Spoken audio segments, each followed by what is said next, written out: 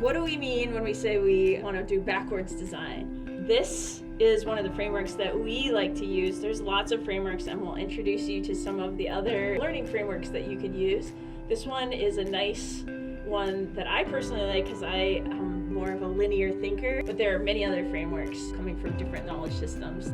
This Understanding by Design framework is also really familiar to teachers because a lot of them are trained in it when they go to pre-service teacher training, when they go to pedagogical training, and so it's a familiar one. The idea is that you start with what the outcomes that you hope for are. And in this particular one by Wiggins and Mateague, it starts with what they call a big idea and then enduring understandings. So we walk the talk on this one. Elena and I put together this backwards design for this little mini course. And the big idea is that good design leads to good learning. And then we have some enduring understandings that then trace how through some little mini units, our different videos that we have, it will trace through to the actual activity that we're having you do. So if you were going to practice making our own backwards design matrix, we'll give you the template in one of the upcoming videos, and you'll get to backwards design your own activity. One of the hardest places is, what do you want the learners to come to and accomplish from what's the enduring understanding that you want them to have when you're done. And one of the strategies that we use a lot in our projects, and some actual grantors require this to happen, before you get started, we want you to do a pre-assessment, or sometimes it's called a needs assessment. And we're going to do one right now. Here's your question. What are your learning needs for this workshop?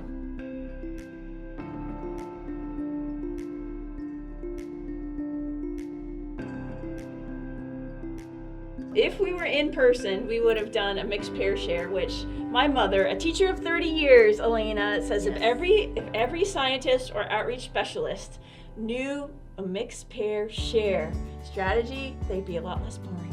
Right. Because then it allows the participants, whether it's educators or students, to bounce their ideas with somebody. Yeah. And actually, as they're sharing it, they're actually reflecting on it. So many classrooms where a scientist will come in and be like, who knows what XYZ is, or and then one kid raises their hand, or there's one talker, and otherwise it's crickets. With this mixed pair share, and you can see, we have a picture here of Dr. Laura Oxtoby when we were going in for one of our Fresh Eyes on Ice classroom visits, and she's talking. So how it would work is that you go in and you have the kids actually stand up, Yes. and not just passively sit and absorb. Yeah. I like to sing like, mingle, mingle, mingle, we're at a scientist party. And actually, the action of getting up and mingling and singing and walking around actually stimulates the brain activity too. Yeah. And instead of kind of falling asleep because they're being talked at, Yeah. they are being active. And I do this with adults and high schoolers Yes. and elementary, and then I'll say, okay, mingle, mingle, Yes. mingle, and then freeze. And then they have to find somebody, fist bump or high five them or whatever, boom.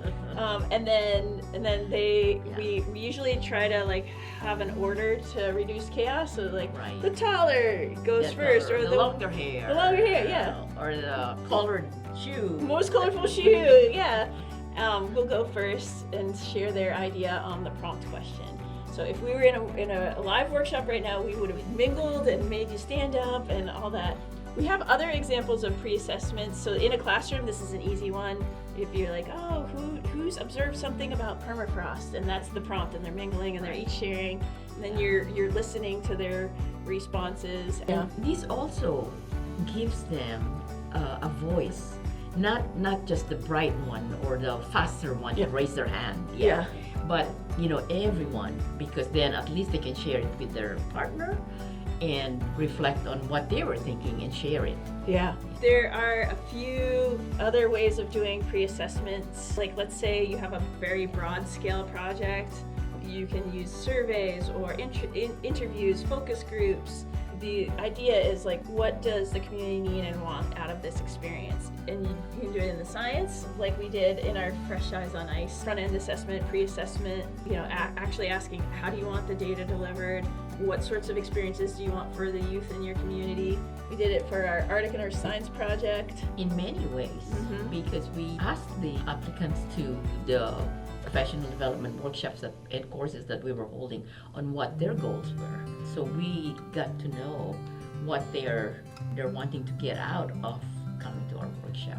And then we Tailored it, to Right. them. Yeah. Yeah. And that was one way, but the other way was to look at past projects where they have had pre-assessments. And so we harvested that, we used those and of course gave recognition for using their data on past projects. Yeah. And so there's many ways of getting pre-assessments. Yeah. Another way to do a quick pre-assessment and to make whatever you have relevant to what the students are already learning and living is to scan the classroom. You go into the classroom and you're like, okay, how do I connect to what they're already doing? And scan the classroom. Be like, oh, they're studying poetry. Okay, not noted.